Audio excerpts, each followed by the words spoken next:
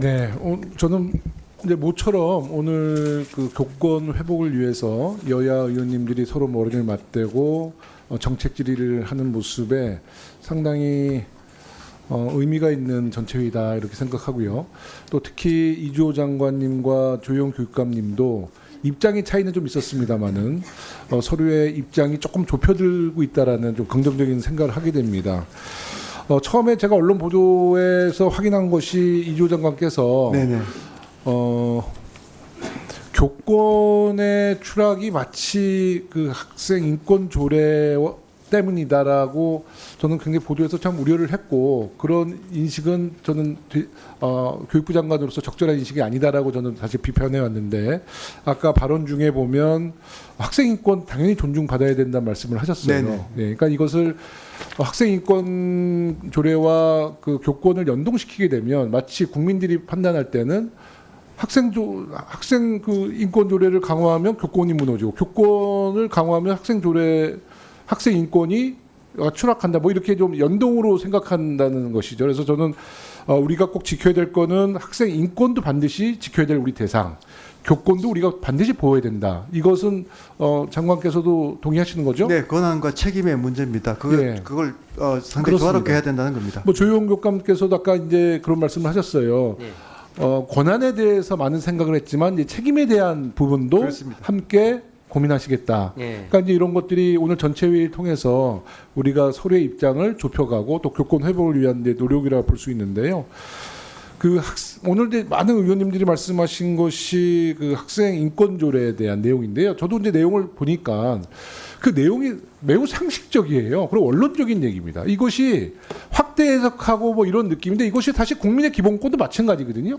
국민의 기본권도 매우 상식적이지만 그 국민의 기본권에서 뭐 집회 자유든 여러 가지 자유권 평등권에서 이것을 확대 해석했을 때도 논란이 생기는 건데, 그 논란 속에서 우리 사회의 통념상 또 상식 또 자정의 노력으로 공론화를 통해서 우리가 다시 또 이 질서를 잡아가는 것처럼 학생 인권 조례에 대한 문제를 제기하기보다는 이 학생 인권 조례를 중심으로 학생의 인권을 지켜줘야 된다는 당연한 그 상식이 우리는 지켜져야 된다고 봅니다.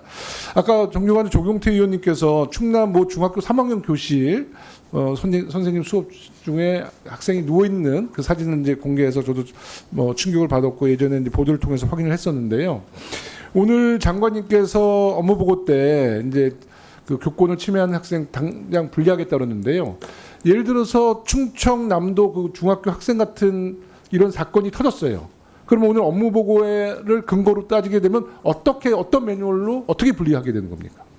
예, 그 부분 지금 저희가 검토 중인데요. 좀 국장님 잠깐 답변 드리도록 하겠습니다. 네, 감사합니다. 좀 간단히 말씀해 주십시오.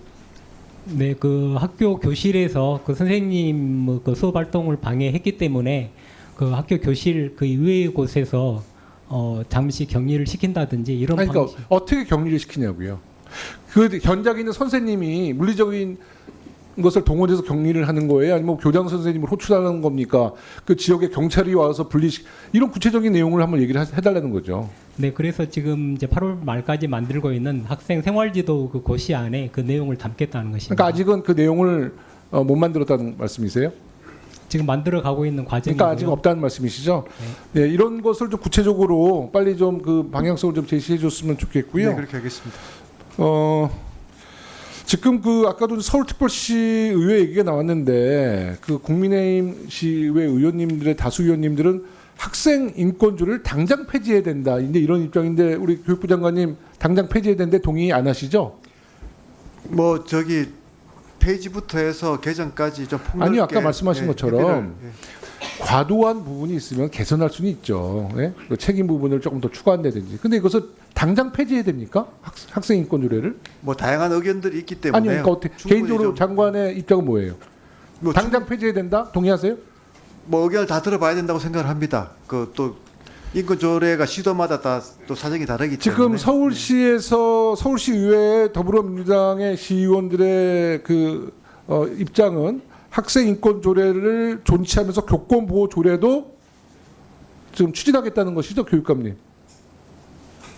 예, 서울시의회에서 이제 원래 네. 이제 그 좀 주로 이제 시민 발인데 주로 기독교 쪽인 것 같습니다. 그 보수 기독교 쪽에서 해서 네네. 한 걸로 저희는 그렇게 들었습니다. 그래서 일단 폐지 법안이 있고 상정돼 있습니다. 네. 그러니까 아까 제가 처음 시작할 때 장관님 네네. 상당히 입장을 접근했다 그러는데 당장 폐지에 대해서 반대하지 못하는 거 보면은요. 제 생각이 잘못됐다는 생각이 갑자기 드네요. 아니요, 교육부 네. 장관으로서 뭐 많은 경우를 열어놓고 또 특히 이제 지역 사안은 또 지역의 그 담당자들 또 여론 주도층들 또 이런 그 이제 결정하시는 분들이 함께 이렇게 해결해 나가야 될 문제라고 생각하고요. 큰 방향은 책임과 권한의 균형을 잡는 거다 이렇게 생각합니다. 그렇죠. 그러니까 저도 그 내용을 보면 사실 내용이 매우 상식적으로 돼 있다는 생각 들고요. 그 교권 침해를 받은 선생님들의 실질적으로 보호를 받을 수 있는 곳이 교권보호위원회밖에 없죠.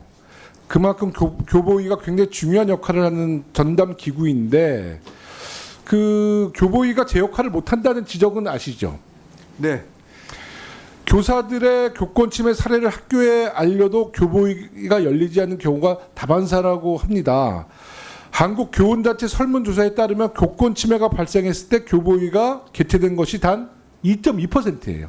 왜 그렇다고 보십니까? 교보위가 실제로 이제 그 피해 교사분들이 직접 이렇게 개최를 요구할 권한이 없는 걸로 알고 있고요.